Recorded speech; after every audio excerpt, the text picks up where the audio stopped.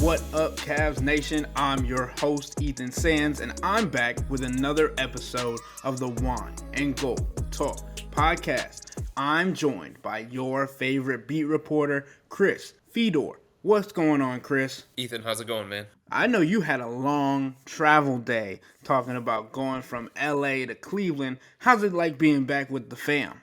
Being back was great. Elliot came running outside in his diaper, just screaming my name. He was more excited about the gummy bears that I brought him, but nonetheless, he was very, very excited to see me. It was great to see him. It was great to see my wife, and it was great to be able to put him down for night-night, because I was actually worried, Ethan, that when I got home and the time that I landed, if it was going to be pretty chaotic in this area because of the solar eclipse, because of the Guardians home opener, just a variety of different factors. And members of my wife's family were saying, you're not going to be able to get a taxi. You're not going to be able to get an Uber.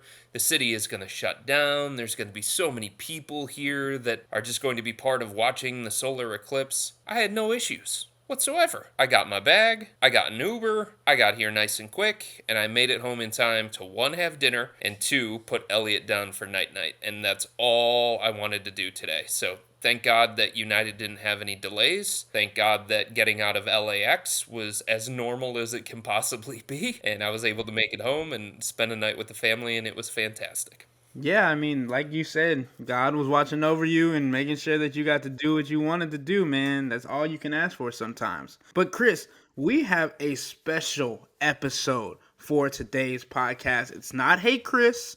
It's not a regular show when we go into different details about things that we had about the Cavs, but we're having a little bit of a therapy session for our Cavs subscribers today. We posted on our subtext saying that fans could just rant and allow themselves to be in a safe space, and we talk about anything that they wanted on the podcast and maybe even answer some questions if they ask them. But Chris, after reading a couple of these, man, it's more so just rants. So we're going to try and get to as many of these as possible, and I'm just going to read these. And if Chris wants to jump in, if I have something to add, then we're going to go from there. But this is what you get when you subscribe to Subtext with me and Chris, $3.99 a month or 14-day free trial to see if you like it. But this is the different kinds of things that you can get, the different kind of access that you can have with me and Chris, and the different kind of just analysis that we can give, especially on the podcast. So, Chris,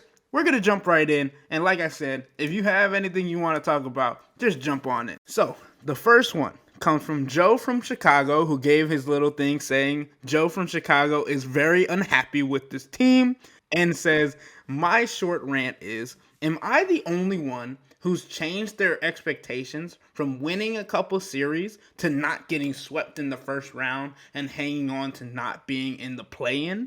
I mean, okay, first and foremost, we've talked about this on multiple occasions. There's a very, very, very slim chance that the Cavs drop all the way down to the play-in mix, but I think Joe is right.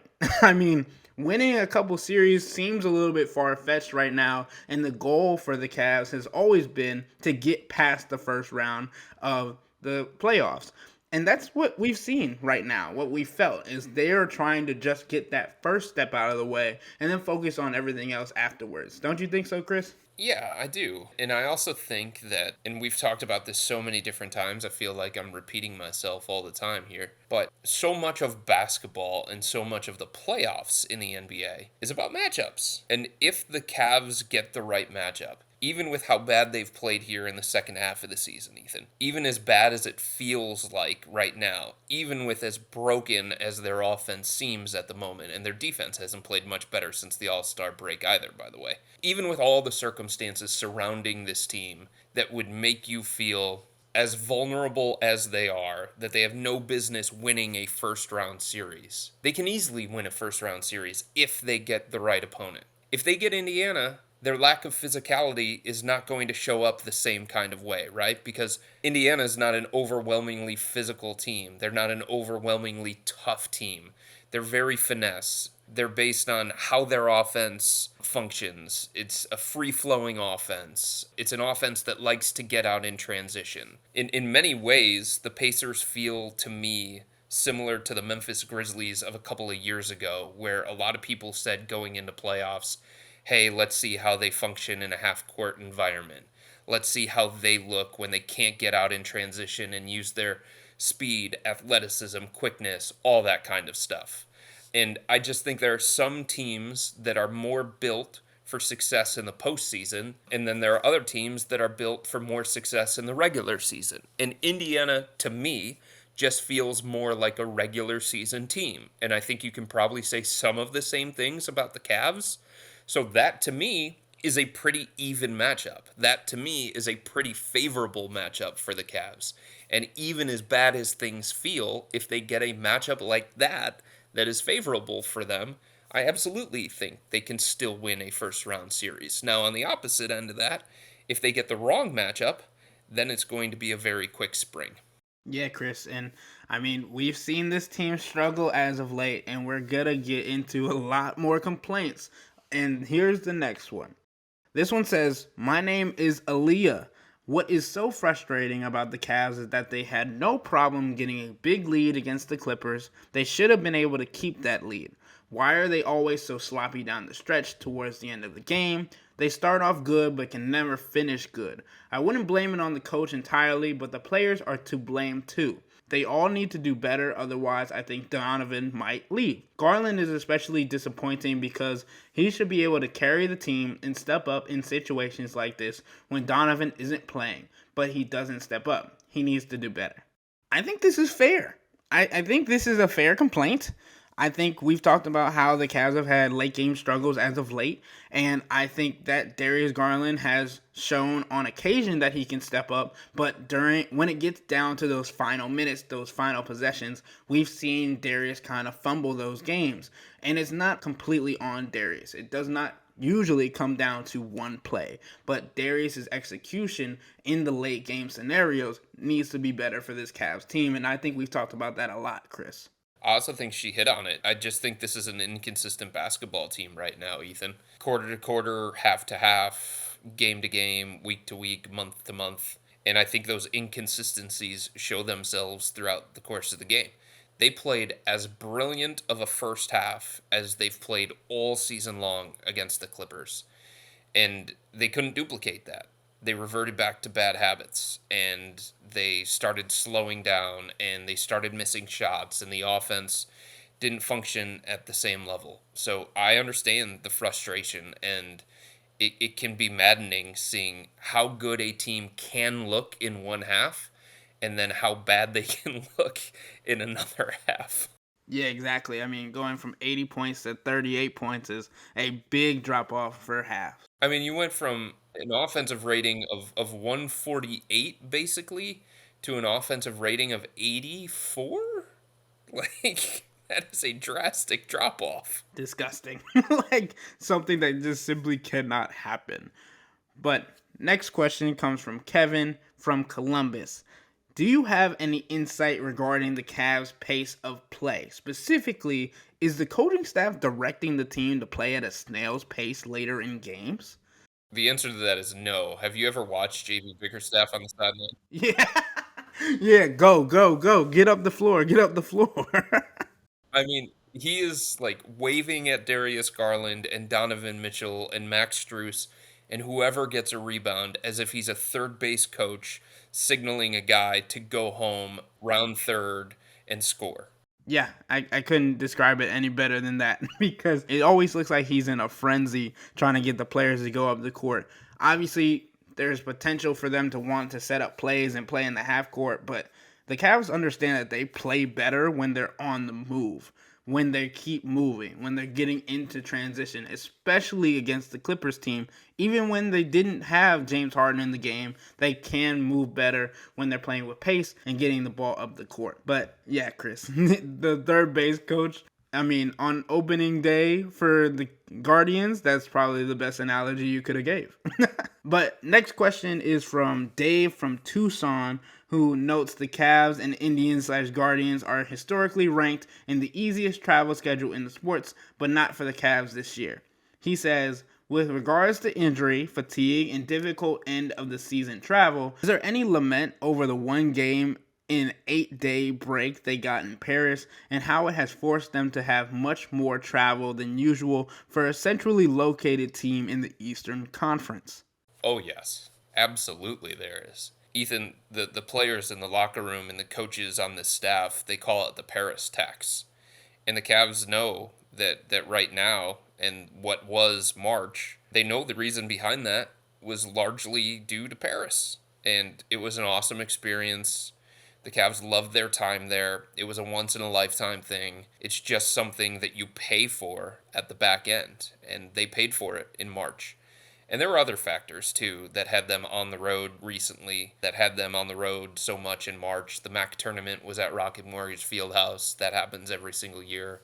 The women's Final Four being in Cleveland sent us to the West Coast in April as opposed to November or January or something along those lines. So there are a bunch of different factors, but I will tell you that people inside this organization call it the Paris tax. Yeah, Paris tax.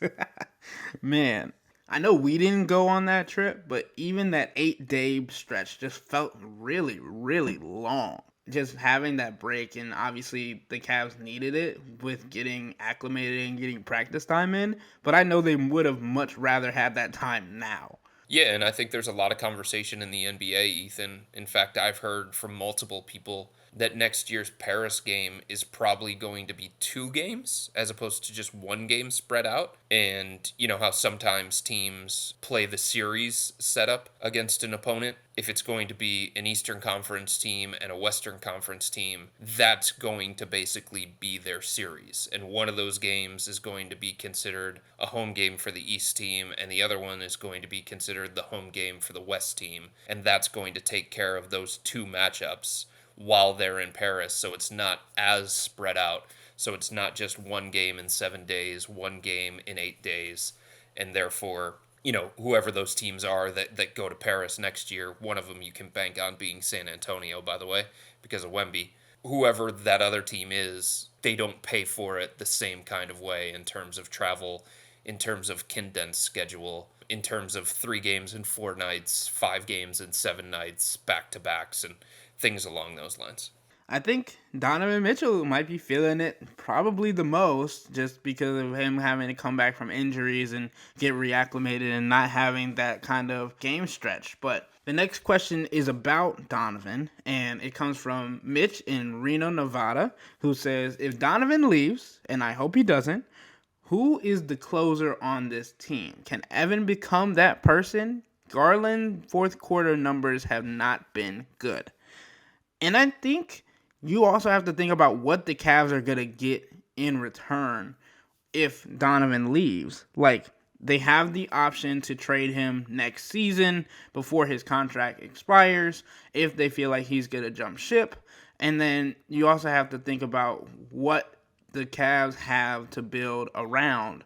And I think they understand that Evan Mobley is the guy that they want to build around with the guys that they currently have. But yeah, I don't think Darius Garland, as of now, is the guy that they would turn to in fourth quarter minutes. But I don't think Evan Mobley has created a game where he can take anybody off the dribble just yet to be able to create offense in the latter half of games by himself to just give him the ball and let him go.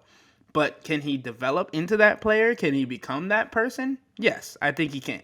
Sure, I mean, I think you've seen signs, Ethan, that Evan has gotten better when it comes to creating offense for himself. His first couple of seasons in the NBA, nearly every basket, it's not every basket, but nearly every basket was assisted by somebody else. It was set up by Darius, it was set up by Donovan, it was set up by one of his teammates. He's understanding how to use his strength to an advantage. He's understanding how to use his size to an advantage. He's playing through contact a little bit better. And he's just not as reliant on his teammates to create offense for him. He can get the ball at the top of the key and drive. He can get the ball in the post, back down, use his footwork and some of the counters that he's developed over the years. So I have seen, it's not just the passing of Evan Mobley that I've seen large improvements on, and he's averaging a career high in assists this year. It's he doesn't have as much reliance on his teammates when it comes to creating offense. And I think that's a positive sign for his development going forward. I think that's a positive sign for the Cavs in late game situations. I think that's a positive sign to take pressure off of Darius and Donovan so that they don't feel like they always have to create for their teammates. But you're right, Evan's not at that point yet in his career. And I think the thing with Darius is stylistically, Ethan, I feel like he's the kind of player that opposing defenses can make uncomfortable. You know what I mean? If Donovan has a desire to get to the basket, and this is when he was healthy, if he has a desire to get to the basket, he's going to get there. He's not going to allow one defender to stand in his way. He's going to play through contact. He's going to create separation with his dribble, with his step back, and things like that. Darius, if you send two defenders at him, he gets a little bit rattled. If you make him play through contact, he has a hard time finishing through that or getting to the free throw line. He's very predicated on flash and change of pace. And that's good, but in late game situations where physicality ramps up, where defenses try and load up, they try and cram the paint, it's harder for somebody like Darius. And I think that's part of the reason why you see some of his struggles in late game situations, is because there are different aspects of his offensive game that he's still trying to develop, he's still trying to get comfortable with. And for him, he's still most comfortable, it seems like, whether it's taking a three or it's finding a way to get to like his floater mid-range game. And it's like defenses know him getting all the way to the basket is probably not something that they have to worry about as much. Just look at the other game against Los Angeles, the Clippers, not the Lakers, the Clippers. It's a 2-point game. Paul George just made that fadeaway jumper. And then on the following possession, Darius tries to drive to the basket. And Paul George is such a big defender that even though he was behind Darius on the play and it seemed like Darius was going to have a step, Paul George was able to make up that ground by using his size, his length, his athleticism, and he blocked the shot out of bounds. Yeah, Chris. I mean, we talked about Darius and how he struggled to not only get in the paint, but also to finish in the paint, especially after his fractured jaw. And we've seen that also a little bit with Donovan Mitchell after his fractured nose and also his knee and not being able to get the explosion. So, two guys that had a lot to do with getting into the paint and creating once getting into the paint have been not able to do that. It's been hard for them not only to create for other players, but also for them to have that kind of fake, like, oh yeah, I'm going to actually just go to the paint and get my own bucket, rather than defenses knowing that once they get into the interior that they're just looking to kick because they don't have that capability right now to make those shots. Yeah, in end of game situations, sometimes it just comes down to, can you be a tough shot maker? And Darius is not yet, at this stage of his career, at this stage of his development, as much of a tough shot maker as somebody, say, like Donovan Mitchell. All right, next question comes from Andy in North Olmsted. It's a two-parter, but we're going to split it up. So, the first part, is there any update on Dean Wade? Really hoping to at least see him on the bench Wednesday, dressed or not. I wanted to start before Chris gets further into detail on Dean Wade's injury and things of that nature, that Dean Wade was at the last home game. He was just in the locker room getting treatment and doing things that he needed to do to continue to get ready to return whenever that may be. We know that he got an MRI that said that he didn't have anything structurally wrong with his knee, but there's still been hesitance on what could be going on with Dean Wade and when he could return, if that's before the playoffs, during the playoffs, or even for the remainder of the season.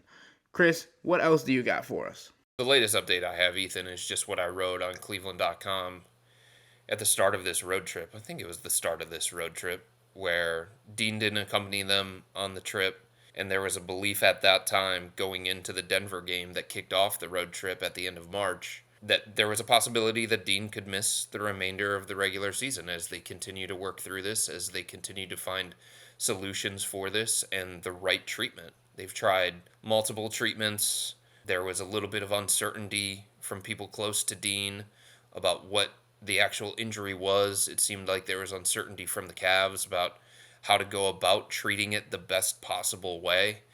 And everything that I had heard at the end of March was that people close to Dean and people around the team were hopeful that he would be right in time for the playoffs, but there wasn't a certainty that that was going to be the case. There wasn't a guarantee that that was going to be the case. So I think the stance from the organization is the same. We're hoping that Dean Wade can come back in time for the playoffs, be part of this rotation, continue to be the glue guy that he is, and maybe help us. But now you're talking about the last time that Dean played was the beginning of March, basically, for a variety of reasons. First, the personal reason, and then the knee issue. So we're talking about a month away from basketball and then having to go basically right into the playoffs. That's a tough situation for anyone to be in. And, Dean Wade's not Joel Embiid. Dean Wade is not Karl Anthony Towns. Dean Wade is not Donovan Mitchell. He's probably the kind of guy who needs a little bit of a ramp up period to be playing at his best, to be playing at his most confident self. And you have to wonder the kind of state, mentally and physically, that Dean is going to be in when he does come back for this team. All right. Next part of this question gets a little tricky, and I think it's interesting. So let's dive into it. I said, I want more rants from these fans. I like the first couple where they just went. It was great. All right, I'll go back down and get back to my reading elements. But Andy from North Olmsted says, how would you rank the following contracts in order from the most team friendly to the least team friendly in terms of trade bait this summer? He lists Karis LeVert, Max Strus, George Niang, and Dean Wade. And if you had the choice of trading one of the core four, would it be DG or Jared Allen if Donovan Mitchell signs that extension? So, in terms of the contracts, it's not entirely the contract, right? Part of it is the player, too. So, when you combine the fact that Karis LeVert is going to be on an expiring deal with the fact that he's coming off a season where he bounced back and he was in the conversation for sixth man of the year. Just those two things together probably make his the most valuable in terms of a trade chip. There might be some trepidation from a team to take on Max Strus's contract because it goes through 26-27, and a lot of times teams value flexibility and optionality. George Niang is a little bit shorter than that, and it's about half of the cost of it. And then Dean Wade's is really enticing. It's so enticing that a team like the Phoenix Suns called about Dean Wade at the trade deadline in a possible deal that would have brought Dean to Phoenix before they were able to get Royce O'Neal. So him making $6 million, like he's better than a $6 million player. Defensively, he is at the top of a lot of the metrics in the NBA. And he brings enough offense in terms of floor spacing, understanding how to play, low touch guy, low volume guy. That kind of guy has value to a lot of contenders around the NBA. So if I were to rank, I would say Karas's is probably the easiest to move, the most valuable. Niang's maybe would be number 2. No, I think Wade would probably be number 2, actually. And then Strus 3 and Niang 4. That's probably how I would rank it. In the conversation about which core member, see, this is complicated because if the Cavs were to move on from Jarrett, there would have to be an understanding from them that Evan is ready to play full-time 5. And I just don't know at this stage of his career where he is in terms of his body, his strength, his development. I don't know that he's ready to play full-time 5 yet. On a team that has playoff aspirations, on a team that is going to want to compete for a championship if it keeps Donovan Mitchell, right? That's a little bit different. If it was early in his career, if it was a team that was just headed to the lottery collecting ping pong balls, you let him take the lumps, you deal with the growing pains, you deal with the complications potentially that could come with him getting overwhelmed physically. But for this team that is going to match up with, Brook Lopez and Miles Turner and Bam Adebayo and Joel Embiid and Kristaps Porzingis, any of those types of players, having Evan Mobley play full time at that position that those other guys occupy at this stage of his career, with how young he is, I don't know that he's ready for that. So maybe the Cavs have better information on that and they would be more willing to break those two guys up. But it's not as easy as saying, well, Jared and Evan, there are spacing complications, there are offensive complications, two non traditional bigs that can't really shoot comfortably from the outside. Let's just break those guys up. It's more of a conversation than that, despite the fact that I think there is evidence that there are complications between those two guys together offensively. I think if we're being honest, splitting up the Darius Donovan backcourt is probably the better move because two undersized guards in today's NBA, where it is physical, where teams are bigger, teams are more switchable, teams are playing longer, more athletic players at the guard spots. It's just tough sometimes in certain matchups for Darius and Donovan together. So, given all those things that I just said, if the Cavs want to make a drastic change when it comes to their core group, for me personally, I think there should be more comfort in moving on from Darius because Donovan's ability to play point guard, because of Donovan's ability to run the offense. I would probably be more comfortable doing that than making Evan Mobley a full-time five at this stage of his career. I agree. That was the main thing that I was thinking was that maybe if Evan Mobley puts on more size this summer, that he could potentially play full time five because I think that's the biggest thing is him potentially getting bullied in the paint. But I think Darius and Donovan also have been playing well together, and they've shown that they can play well together this season. It's just a matter of how hard is it going to be to move somebody that has such a large contract like Darius does, and what other teams are going to be willing to pay that sum, or what the Cavs are willing to take off of that to give him away. But the other thing for the first part of this question, I think the hardest person to move for what he brings to the Cavs, I think is Max Strus. But we'll obviously see how that changes between the playoffs and who has a better outcome between George Niang and Max Strus and who shows their playoff know-how. But I agree with you, Chris. I think Karis LeVert is probably the easiest on that list to move. And depending on how Dean Wade comes back, we'll have to see what he's able to do or if he's able to return at all and how the Cavs think about that injury going forward. But Chris, I know you want to get back to the rants, and I found a little bit of a long one, so let's get into that one a little bit. Andrew from Cleveland Heights says, what frustrates me? 1. DG turnovers, bad D, and 0 clutch. 2. Mobley too passive, and both bigs cower to physicality. 3. JB 0 offense creativity, ATO plays, and substitution packages. What change is needed? Accountability on DG and Mobley to step their game up. 2. Both bigs need to play more physical. 3. JB step up offensively with creativity, counters, and stop with relying on stale sub packages. My opinion on JB. Until proven wrong, he seems limited as a coach, and we are at his roof level. Okay, this man, Andrew, went crazy. I think we've talked about a good amount of these today. I think the one thing I disagree with as of right now, as of the last 2 games that have been played, DG, bad defense has to be taken off this list. 5 steals in back-to-back games. He has stepped his game up on the defensive end. I also think Mobley isn't passive. He's just unselfish. Like, he's always looking for the right play, always looking for the right pass, and not always thinking for himself, which I agree I think he needs to do more of, because to be a pure scorer, to be a guy that the Cavs can think to give him the ball and make him do work by himself, he needs to be able to have moves to go to and be able to attack and think for himself. And I've seen that a couple of times this season, but not enough. And I think the last part is probably the most interesting.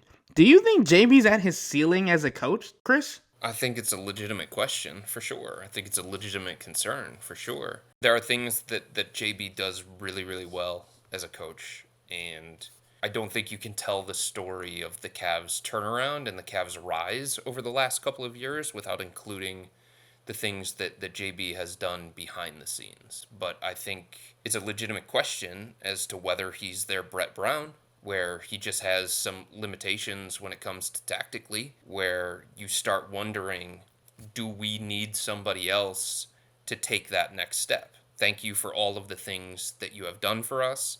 Thank you for getting us through the dark points of a rebuild that can be very, very difficult, that demand a certain kind of coach, that demand a certain kind of person to do that. But in order for us to take the next step, we need somebody who's a little bit better when it comes to X's and O's. We need somebody who's a little bit better when it comes to drawing up ATOs. We need somebody who's a little bit better when it comes to end of game situations and creativity on the offensive end of the floor. I think that's a legitimate question, but I also think that finding that kind of guy is not the easiest thing in the world. Not every coach is going to be Eric Spoelstra, right? Not every coach is going to be Greg Popovich. It would be great if you had one of those guys, but there are like 5 of them in the NBA. Then there are like 20 dudes who are just, all right, cool, like don't hurt us, don't be a detriment to us.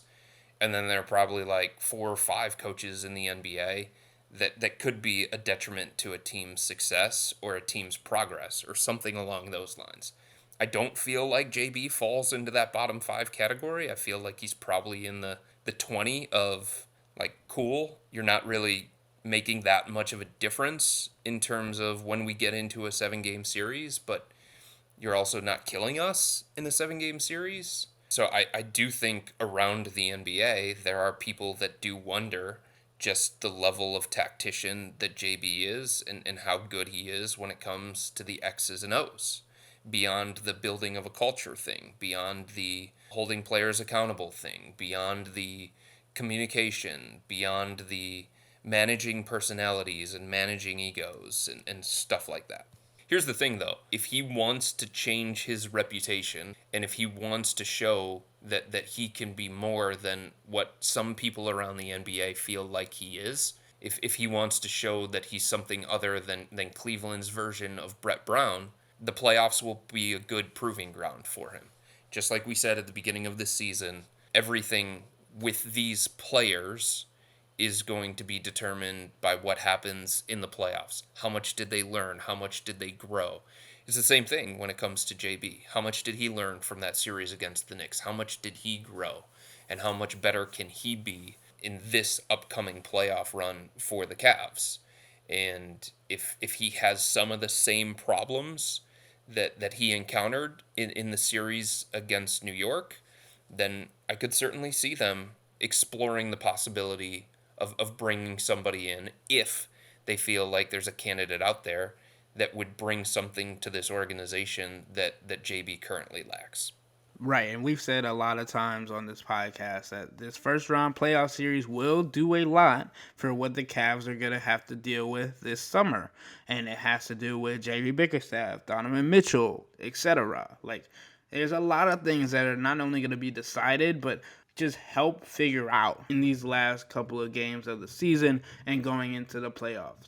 But, Chris, I think this is a good last rant coming from Frank from Cincy to end today's podcast. He broke this down into 3 parts. So here we go.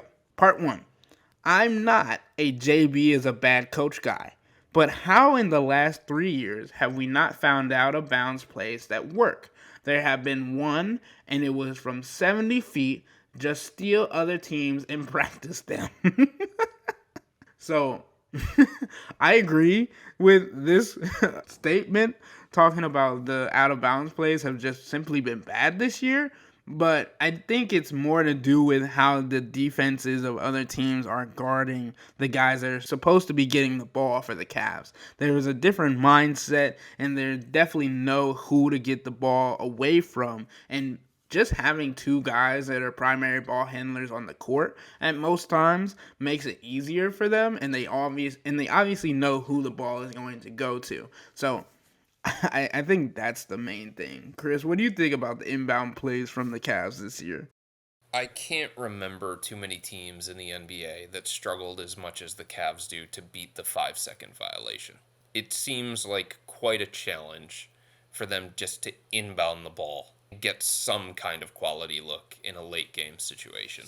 And I do think that that's something that needs to be evaluated. I do think that's something that needs to be explored. Now, look, not everybody is going to be Ty Lue. Ty Lue had a nickname of A-Ty-O because his ATOs were so good, they were so creative, and people around the NBA were stealing them from him.